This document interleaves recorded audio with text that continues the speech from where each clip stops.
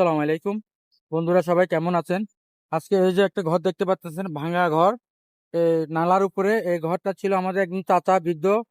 এ, এখানে আজকে 15 বছর এই চাচা এখানে এই ঘরটার ভিতরে বসবাস করতো।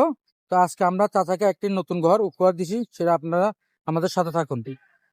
এই যে একটি ঘর, নতুন ঘর, এটা আমরা চাচাকে নতুন করে বেঁধে দিই। আর আজকে চাচার সাথে আপনাদের সাথে পরিচয় করা দিব।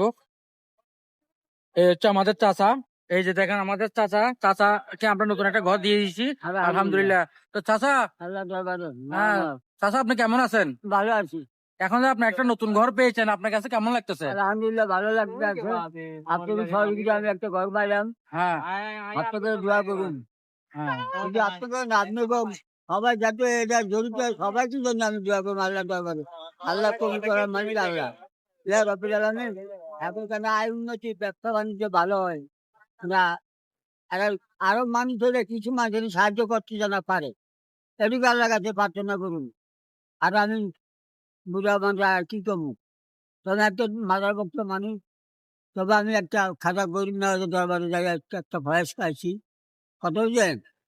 তো ফয়েজের ছিল যদি আল্লাহ তাআলা রহমত, বাড়ির বাবা দয়া, বারো হইলে দয়া, কাজে বাগে দয়া, উচিলে যদি আমরা কিন্তু ব্যবসা বাণিজ্য উন্নতি করতে পারেন, হ্যাঁ, হ্যাঁ। আমি সেই চেষ্টাটা করুন। আপনার কাছে আমি দোয়া প্রার্থনা করতে আছি।